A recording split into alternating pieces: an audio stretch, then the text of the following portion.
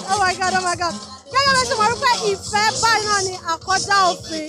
Oh my God. Ó wọ́n bẹ́ẹ̀ tọ́sọ ìgbà yìí sọ pé ó dá lórí ìfẹ́. Ó yẹ kẹ́ ti mọ̀ wípé lórí Orísun gbáǹkọ́gbí ayẹyẹ la máa ṣe kíni. La máa mú wá sójú rọ̀ yìí. Àwọn nǹkan lọ́wọ́ ń ṣe kíni, àwọn ni wọ́n fi ọkọ àti aya tí wọ́n so wọ́n papọ̀. Ìdílé Dáúdù àti ìdílé Báyọ̀dé bẹ́ẹ̀ ni Temilajoke àti Àjọkẹ́ àwọn ni wọ́n sọ wọ́n di oṣù tí ọwọ́ kan ní ọjọ́ tèmi. Èkó ìlú Èkó la wà tá a ti ṣe kí n tá a ti ṣe gudugudu méje yàyà mẹ́fà ó lóye lọ́kẹ́ mi ọ̀dà lórúkọ tèmi gbogbo àwọn tó bá gbégele ọ̀gẹ́gele àti ọ̀gẹ́fìlà gbogbo ẹni wọn mú wọn wá sójú rẹ̀ yìí ẹ ṣàyà máa bá mi ká lọ kémi máa fi ọ̀rọ̀ wérò lẹ́nu àwọn ọ̀rẹ́ ọkọ àwọn tó yẹ pé yes wọ́n rún aṣọ wọn ó dúró sẹpẹ́sẹpẹ́ figure 8 ẹ máa bá mi ká lọ adùn ló máa wà nínú ìgbéyàwó ẹ máa bá mi ká lọ fojú lóúnjẹ. My baby, anytime when you need me, come to me. My shawty, wallet, holding me down, nothing I can't do. My baby, my shawty, oh they my baby. What you wanna do, girl? Where you wanna go?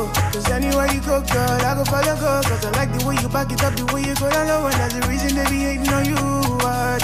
Baby, you the baddest. Step on the dance floor and show you madness. I'll be a king, you be so I promise you forever. Boy, you are my sunshine, baby, don't you go away. Ìyàwó mi, olólùfẹ́ mi, ọ̀rẹ́ mi, aláyọ̀ mi, I will love you forever. Ẹ bá mi ṣàlàyé ohun tí ìfẹ́ jẹ́ lọ́nà tó máa wúyàn lórí. Ìfẹ́ wà. Nítorí nígbà tó Ọlọ́run dá wa gan, ó dá wa pẹ̀lú ìfẹ́ ni. Ìfẹ́ dùn o, gẹ́gẹ́ bá ṣe wà mí ìbà ilé ni. Ìfẹ́ kan náà là ń rí lé ni. Inú mi dẹ̀ dùn pé mo wà níbi ìbà ilé ni. Àti pàápàá pé Ọlọ́run tó dá wa gan, ó dá wa pẹ̀lú ìfẹ́. Ó dẹ̀ dá wa láwòrán ara ẹ̀. Ó dá ọkùnrin kó lè nífẹ̀ẹ́ obìnrin náà ni. Ó dẹ̀ dá obìnrin náà kó lè nífẹ̀ẹ́ ọkùnrin náà ni. À ń fìfẹ́ bára wa lò.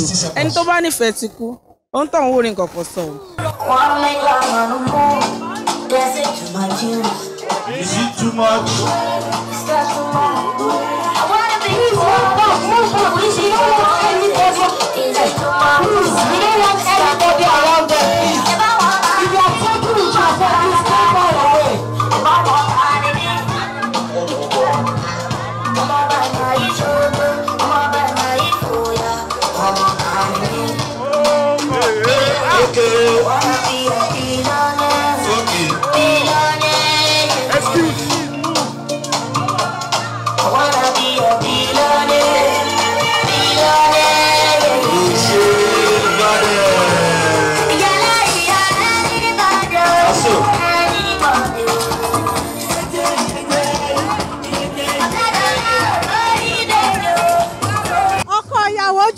Ojú ìgúnrégé ojú ìjọ ọkọ ìyàwó tuntun. Ọlá Ọlọ́run ni o. Okay, bá mi sọ orúkọ yín fún gbogbo àwọn ẹni. Orúkọ mi ni Mr. Temilajoke Báyọ̀dé. Ẹ ti gbọ́ Mr. Temilajoke Báyọ̀dé. Okay, báwo gan lẹ ṣe fíìl lọ́jọ́ tí? Inú mi dùn gidi gan pé Ọlọ́run adájọ́ ọjọ́ pé ọjọ́ kò. Inú mi dùn pé gbogbo bá ṣe ń plan ẹ̀ mo wò pé ṣé kí ni màá ṣe àbí kò ní ṣe. Ṣùgbọ́n lágbára Ọlọ́run àti àtìlẹ́yìn Elédùmarè gbogbo everything mo fi ògo fún Ọlọ́run pé ó wá sí ìmúṣẹ ó wáyé láyọ̀ àti lálàáfíà inú mi dùn gidi gan.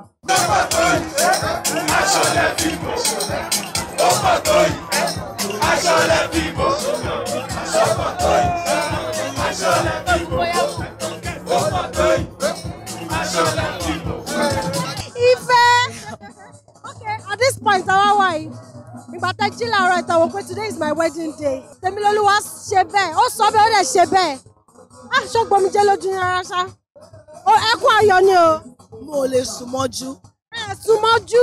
Very nervous. I don't know how today was going to be. I don't know what is going to happen. So at some point it just came into my hotel room very early this morning. Told my bridesmaids to excuse him. And he just looked into my eyes. So that's of me. And I want to know that nobody's forcing me to do this. You can ask him. Nobody's forcing me to do this. Nobody's pressurizing me to do this. You know. I saw you, ibẹ̀ yẹn dùn. Ó ní Àjọkẹ́ kò sẹ́nikẹ́ni tó ń tì mí láti fẹ́ ṣe ìyàwó fún ẹ lẹ́ni. Kò ṣe pé bóyá nǹkan kan ló ń tì mí ṣe but mo fẹ́ kó mọ̀ lẹ́ni pé mo nífẹ̀ẹ́ láti ìsàlẹ̀ ọkàn mi mo dẹ̀ nífẹ̀ẹ́ dénúdénú. Wípé no matter what, even tí ọyàn ẹ bá lọlẹ̀ mo sì máa nífẹ̀ẹ́. That was what he said.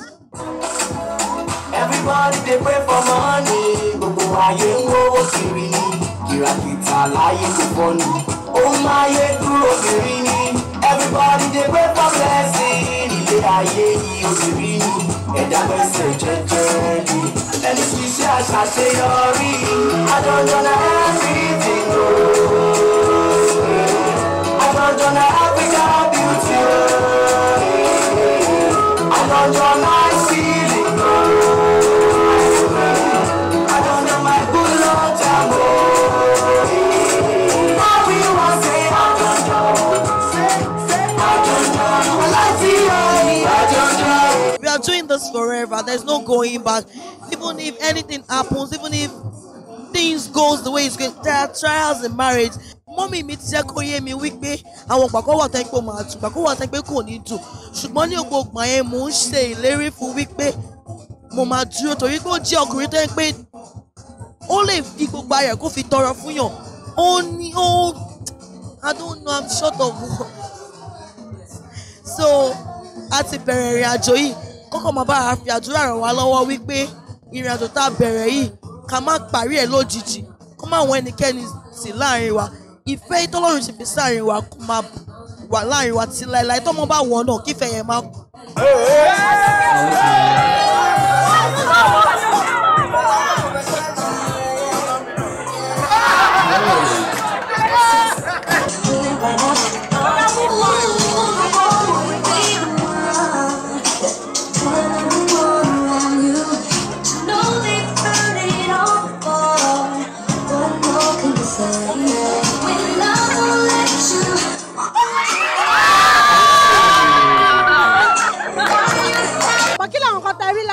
Wò wípé wo eléyìí ni mo máa bá lọ eléyìí ni mo máa mú.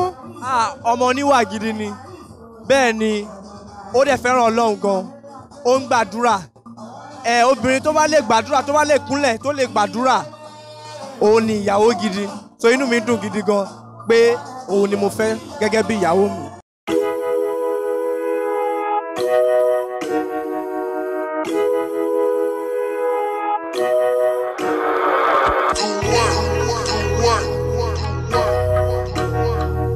Nífẹ̀ẹ́ tó ń pẹ̀lẹ́ tí bá sọ pé kẹ́kọ̀ọ́ rìn fẹ́ fún kọ́ láti inú ọkàn yín kẹ́kọ̀ọ́ pé tí mi rọ̀.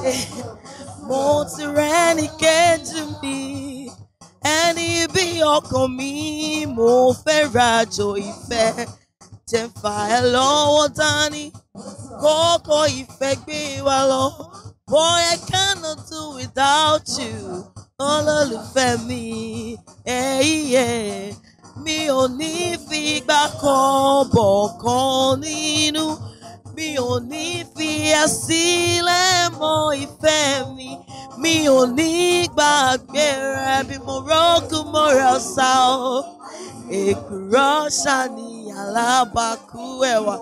We are doing this forever. There's no going back. Wow, mo ti rẹ́ni kejì mi ẹni bí ọkàn mi mo fẹ́ rajo ìfẹ́ jẹ́ fà ẹ́ lọ́wọ́ dání kọ́kọ́ ìfẹ́ gbé wa lọ. Oh boy, I cannot do without you olólùfẹ́ mi. Yes, orí ìfẹ́ tí ìyàwó ṣe kí ni ìyàwó kọ́ fọ́kọ rẹ̀ ṣáà náà rí bí event yẹn ṣe lọ ó dùn. No, ó dùn ó láwọn part kan tó jẹ́ pé ìgbà tí wọ́n sọ pé kí ọkọ àti ìyàwó bọ́ síta kí wọ́n wá jó ọkọ wà wò wípé no artist wo ló tún fẹ́ gbọ́ tí ò bá ń ṣe èmi no èmi ni artist inú láìfẹ́ èmi lolórin inú láìfẹ́ èmi ni preacher inú láìfẹ́ tó bá lórin kan tó fẹ́ gbọ́ I am there for you Àjọkẹ́ I am there for you alright ẹ̀yin náà tó ibi tí ọkọ ìyàwó ti ṣe kí ni tó ti di ìyàwó ẹ̀ mú pé Àjọkẹ́ onítèmi you are mine ó wá bẹ̀rẹ̀ sí ní sẹ́ orin sí lọ́kàn pé ń gba wájú wọlé ló ń gba ẹ̀yìn wọlé ló ń gba ẹ̀gbẹ́ wọlé ló ń gba ọ̀tún wọlé oh my god orí mi náà wú mọ́ bí tí wọ́n jókòó sí kẹ́ yéé ọ̀nkú tẹ́ bá ti fẹ́ marry ẹ má máa ṣàwọn bọ́rin wedding o ẹ fẹ́ marry bó jẹ́ jó lẹ fẹ́ jó fún ìyàwó yẹn jó bó jẹ́ pé ẹ máa jọ kọrin ni ẹ jọ kọ́ ẹ tiẹ̀ ṣe nǹkan tó jẹ́ ṣé nítorí ẹ̀ nìkan torí ọ̀la nítorí pé tẹ́ bá ti parí wedding yẹn níjọ́ tí àwọ̀ bá fẹ́ ṣe bí ipò fẹ́ fẹ́ rúnra wọlé stylishly tẹ́ bá ti ń wo wedding yín nínú TV yín tẹ́ ń wò tẹ́bí DVD yẹn sí tẹ́ fi ṣàbẹ̀wò lórí fóònù yín àbẹ̀ upload sórí internet ẹ wá ń wò ọkàn yín akọ melt lójijì pé no kí ló tí mò ń bọ́kọ mi jà kí ló tí mò ń bó lólùfẹ́ mi jà kí ló tí mò ń báyàwó mi jà ẹ máa rántí àwọn bí ẹ ṣe bẹ́ẹ̀ ṣe jọ make vows and all of that torí ẹ̀ lóye dáadáa bá ń ṣe wedding ẹ porísun ẹ ká bá yín yá ẹ pè wá wedding torí so bá ti dé kò tí complete no kò gallant kò dúró re ẹ pè wá ká ṣe kíni ká bá yín yá fún ṣé wedding lẹ́fẹ̀ẹ́ ṣe ni ìṣílẹ̀ 2020 Orisun dúró re á dúró tán ni anywhere ẹ bá fẹ́ camera 5 àkódébẹ̀ anywhere omi ni wà kí n bẹ́ni kẹ́ni ṣọ̀tá ó ti yé yín anyways back to the matter all right ìgbéyàwó Àjọkẹ́ àti Tèmilolúwa mo gbàládùn wípé èṣù ẹ̀ṣẹ̀ kò ní ṣe kíni kò ní tún wọn ká láṣẹ Èdùmàrè ìgbéyàwó yà lárinrin èrè ìgbéyàwó Ọlọ́run bá mi fi lé wọn lọ́wọ́ láṣẹ Èdùmàrè lẹ́yìn pé gbádùn wedding tẹ̀ ṣẹ̀ṣẹ̀ wò tán oh my god uncle stop dragging the girl ẹ ti yé yín ẹyẹ mọ́bìnrin 5-6 lọ lé o ẹ ṣe gírí ẹ sún ṣòkò tó yàn ẹni bá wọn ṣe gbéyàwó wá ṣe gudugudu méje. Ní báyìí nítorí ọkọ àti ìyàwó ìfẹ́ ló bá dé torí pé ìfẹ́ báyìí náà ni àkọjá òfin ìfẹ́ làkọjá òfin àmọ́ kí n tó lọ síbẹ̀ yẹn ṣé ìnáwó rí pàtì ibi tí ìyàwó ti ń sọ̀rọ̀ ìyàwó sàn kankan Àjọkẹ́ sọ pé nígbà táwọn pàdé ìyàwó àwọn ìgbà táwọn pàdé ọkọ àwọn ṣì kéré but later bí wọ́n ṣe wá ń sàn kankan yẹn lọ ó ní part tí wọ́n sọ wọ́n ní lára ọjọ́ wedding ìgbà yẹn wọ́n gbomi lójú èmi náà ara mi sì bù máa ṣe orí mi sì wú wọ́n ní bó ṣe dàárọ̀ ọjọ́ wedding bọ́ ọkọ ìyàwó kọ̀ yọdé ni ọkọ ìyàwó kọ̀ yọdé ọkọ ní kí gbogbo àwọn bridesmaid kí wọ́n kọ excuse ó wá kúnlẹ̀ síwájú àwọn wá sọ wípé ìyàwó mi wọ́n force mi láti ṣe wedding yìí nobody is forcing me wọ́n tì mí sí wọ́n mú mi sí wọ́n dẹ̀ mú late come and wedding but mo kó ẹ̀jẹ̀ ìyàwó mo like ẹ ìyàwó mi mo kó ẹ̀jẹ̀ tọkàntọkàn mo kó ẹ̀jẹ̀ mi wà bẹ́ẹ̀ mo dúró síbẹ̀ mo ń wọ́ báyé ń sọ mo lè rí nǹkan ẹ gbọ́ nǹkan ìwúrí tí ìyàwó sọ nípa ọkọ nígbà tí mo béèrè tí mo fi ọ̀rọ̀ wérò lẹ́nu ìyàwó Àjọkẹ́ Mrs. Àjọkẹ́ Báyọ̀dé orúkọ yẹn fẹ́ ẹgbọ́n kan tí wọ́n sọ ẹgbọ́n kan tọkọ náà sọ ẹgbọ́n bá ṣe fọ̀rọ̀ wérò lẹ́nu àwọn èèyàn lọ́lọ́kan òjọ̀kan ní báyìí nítorí Tèmilolúwa Temilajoke 2019 ẹ ká lọ kọrin ìfẹ́ ẹ jẹ́ ká lọ gbọ́ baby láti ọwọ́ Joe Boy Miliki Express ó ṣì ń tẹ̀síwájú ẹ kojú lọ́nà.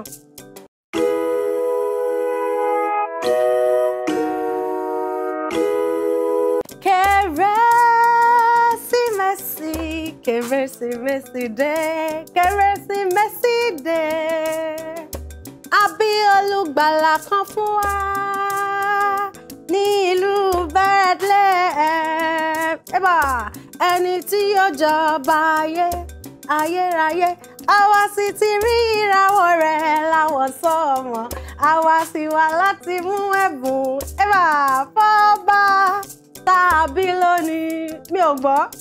Àwa ti wá láti mú ẹ̀bùn fọ́ba tàbí lónìí ó yá Kérésìmesì yìí mà dé o ẹ̀yin ènìyàn ẹ bẹ̀rẹ̀ ẹ yọ̀ ẹ fi ijó sí tẹ́ ẹ fi ijó sí ẹ yọ̀ ẹ bẹ̀rẹ̀ ẹ fi ijó sí o gbé bọ́dí ẹ ó yá gbé sọ̀lọ̀ akú ọdún Merry Christmas in advance mo gbẹ̀yẹ lólùfẹ́ wa pátápátá akú palẹ̀mọ́ ọdún Kérésì ọdún àtùwà lára lágbára Ọlọ́run ọdún tó ń bọ̀ yìí lágbára abá nínú ayọ̀ nínú àlàáfíà nínú ìbùkún nínú owó nínú ọrọ̀ nínú ayọ̀ ìbùkún àgbọ̀ǹgbẹ jáǹtẹrẹ ló ti máa bá wa láṣẹ Èdùmàrè kò ní bá nínú àìsàn kò ní bá nínú pósí kò ní bá nínú sàárè kò ní bá nínú àìríjẹ àìrímú lórúkọ Jésù bó dẹ̀ ṣe máa ṣe kí ni bóyá máa jẹ́ nìyẹn Miliki Express Miliki ó yá ká máa Miliki kẹlẹ́lẹ́ ká máa súnkẹrẹ bàkẹrẹ ó yá dà lẹ́gọ̀ọ́ kó yá sáàkú ẹ wo Fàájì Unlimited lórí Orísun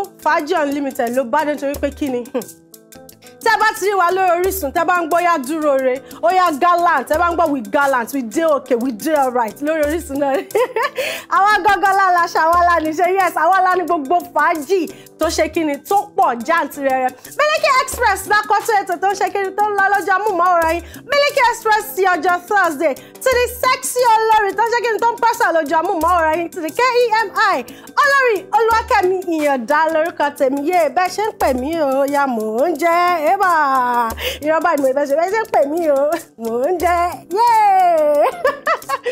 yes ẹyọ kí ni wọ́n máa ṣe kí ni wọ́n máa dùn ká hó fáyọ̀ ká hó fún ìdùnnú torí pé ẹ̀mí wá ṣì wà lára wa o ẹni tó bá dẹ̀ sọ́ni tẹ̀mí bá wà ìrètí ṣì ń bẹ ẹ má wọ iṣẹ́ chicken máa wọlé àwa gan la máa tún ṣe orí yín wa máa fẹnu wa gbogbo ẹnu wa báyìí la máa fi jẹ oúnjẹ ọdún lágbára Ọlọ́run okay now ẹlẹ́ni mo fi kí n kábọ̀ sórí Miliki Express fún ti tọ̀sẹ̀ nítorí pé Miliki Express tọ̀sẹ̀ yìí ó kúnwọ́ rẹ̀ tẹ́ bá gbọ́ ó kúnwọ́ as in no e dey loaded ó package ó full ground as in ó fọ́ yan sílẹ̀ lẹ́bàá ó pọ̀ gan ó pọ̀